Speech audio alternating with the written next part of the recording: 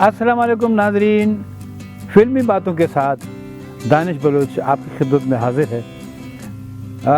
यकीनन आपको पाकिस्तानी फ़िल्मों के बारे में मालूमात होंगी या कुछ ऐसे भी लोग हैं जिनको पाकिस्तानी फ़िल्मों के बारे में ज़्यादा मालूमात नहीं है, लेकिन मेरी जो बातें होंगी वो सिर्फ़ पाकिस्तानी फ़िल्मों का मौजू होगा, पाकिस्तानी फ़िल्मों के अदाकारों के बारे में होगा और पाकिस्तानी फ़िल्में बनने से पहले क्या क्या कहानियाँ वजूद में आईं, किस तरह से वो फ़िल्में वजूद में आईं और किस तरह से वो फ़िल्में बनी, तो उस बारे में मैं आपको थोड़ा थोड़ा आगाह करता जाऊँगा। वक्तन फ़वक्तन ये प्रोग्राम होते जाएंगे। मेरी आपसे ये दरख्वास्त, मेरी आपसे ये रिक्वेस्ट कि आप मेरा ये प्रोग्राम देखते रहें।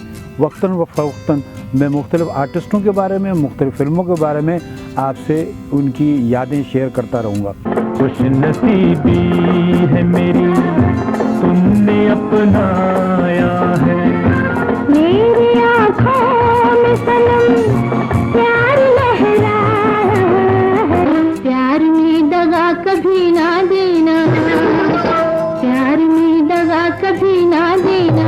ये ज़माना चाहे कुछ भी कहे, नहीं जल्दबाजी की आदत हमारी। जो फुर्सत मिले तो मोहब्बत करे हम। फूल महके हैं पहाड़ों पे निखार आया है। तेरा महबूब है या जाने बाहर आया है। जिंदगी तेरा हमें यूं मिल गए हैं हम, अब जुदा ना होंगे तेरे प्यार की कसम। मैंने कहा सुनिए जरा, मुझसे मोहब्बत है कि नहीं? है तो सही पर नहीं। तो आइए चलते हैं हम अपने प्रोग्राम की जानिब और पहला हमारा प्रोग्राम है फिल्म स्टार रंगीला के बारे में। जी हाँ, फिल्म स्टार रंगीला वो फिल्म स्टार है जो पर्दे पे जैसे ही वो उसकी शक्ल नमूदार होती थी और लोगों की हंसी छूट जाती थी। वो कुछ नहीं बोलते थे फिर भी लोग हंसते थे। ऐसा फ़नकार मेरा ख्याल है कि पाकिस्तान फिल्म इंडस्ट्री में पैदा नहीं हुआ। तो उसके बाद दूसरा नाम मनोज ज़रीफ़ का आता है। रेवड़ियां ते ऐ पई हलवा उतरा चुकला अपना मलबा नहीं ता हो जाना ही गलबा। रोटियां दे नाल देवा अंब दा अचार, एक दूनी दूनी ते दो दूनी चार। तो मैं ये समझता हूँ कि रंगीला की जो एक फिल्म थी उसका नाम था दिया और तूफ़ान।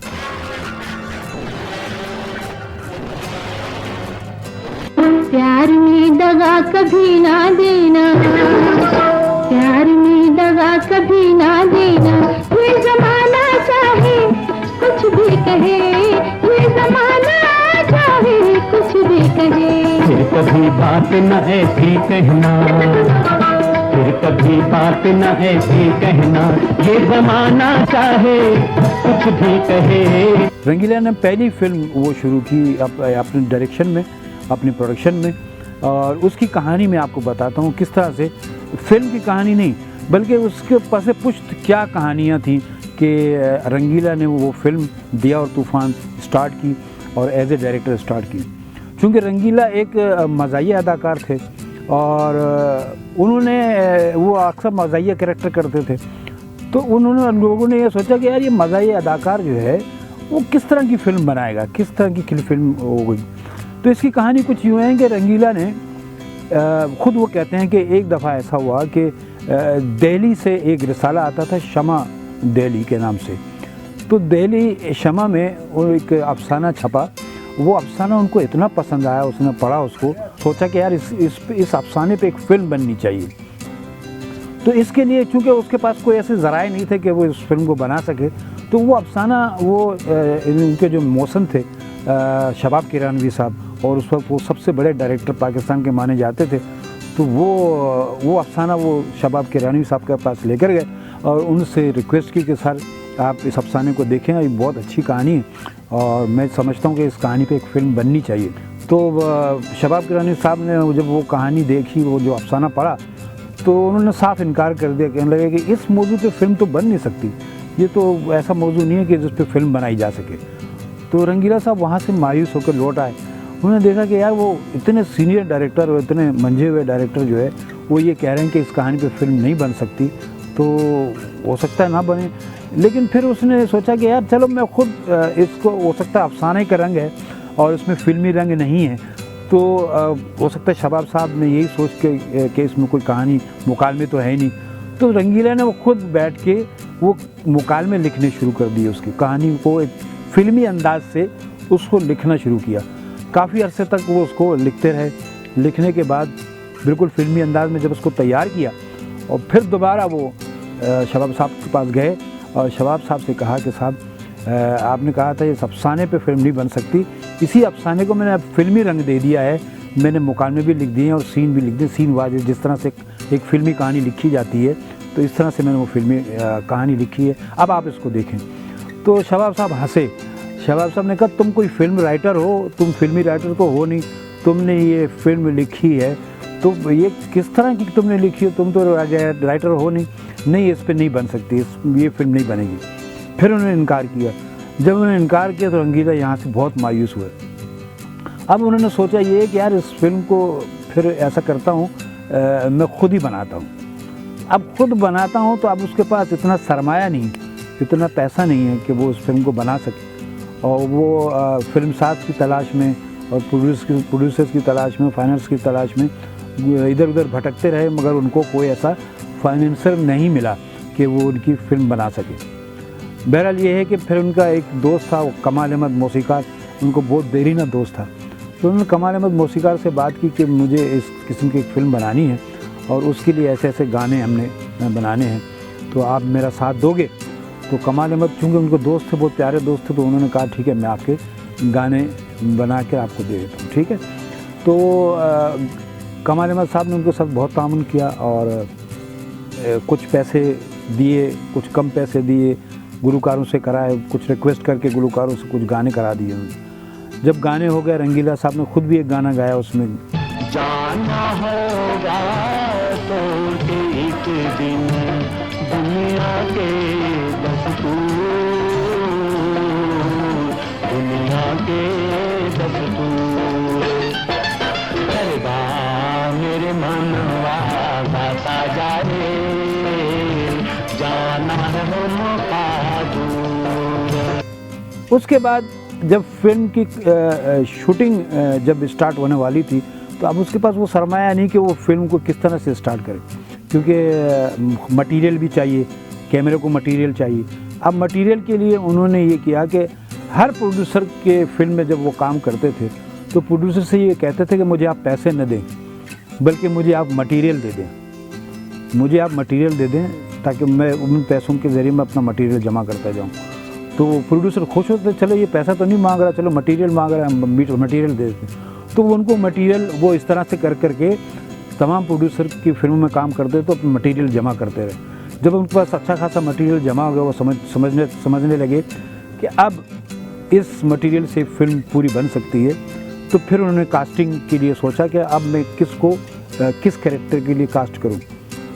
और जब बारी आई कास्टिंग की तो उनके एक बड़ी ख्वाहिश थी कि मेरी फिल्म में मोहम्मद अली काम करे और शमीम आरा काम करे, क्योंकि उस ज़माने में मोहम्मद अली और शमीम आरा जो है वो फेम आर्टिस्ट थे और बड़े मसरूफ़ आर्टिस्ट थे, तो पाकिस्तान के नामवर आर्टिस्टों में उनका शुमार होता था।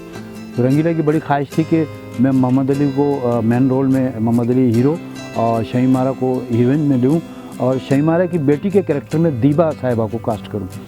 तो उसके लिए उन्होंने मोहम्मद अली साहब से रब्ता किया, मोहम्मद अली साहब से बात की कि मेरे पास ऐसी ऐसी कहानी है और मैं आपको कास्ट करना चाहता हूँ हीरो के रोल में। तो मोहम्मद अली साहब उस वक्त जो है वो अपनी प्रोडक्शन, अलीज़े प्रोडक्शन की फ़िल्म बना रहे थे, जैसे जानते नहीं।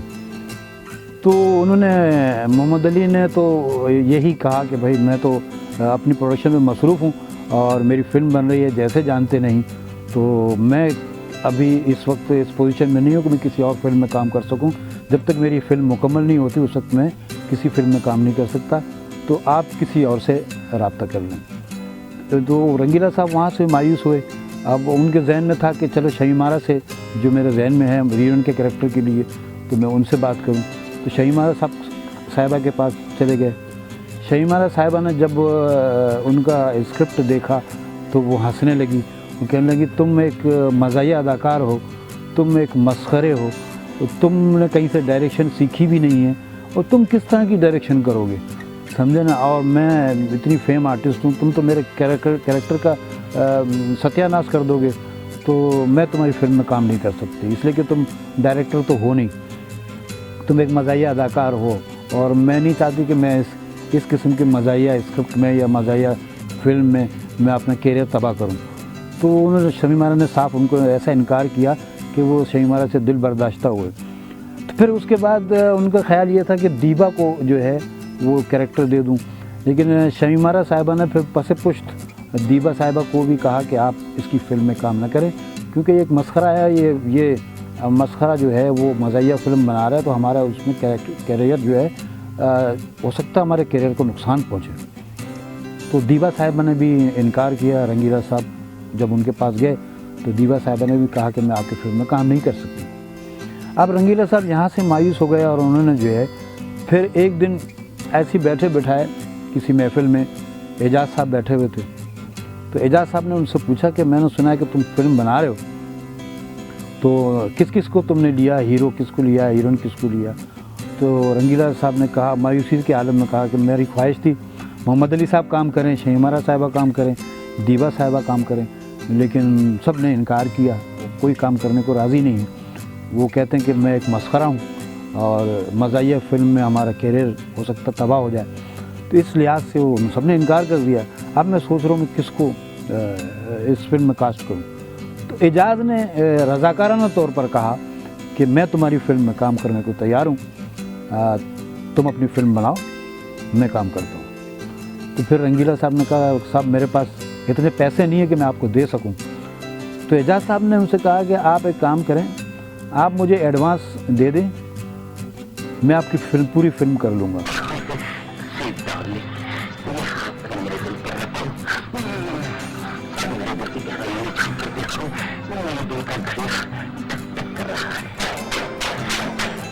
और जब आपकी फिल्म चले तो फिर आप मुझे बकाया पैसे दे देना, और अगर आपकी फ़िल्म खुदा न खास्ता न चले तो फिर मेरी तरफ से मुआवजा माफ़ है तुमको, तुम मुझे मुआवजा नहीं देना।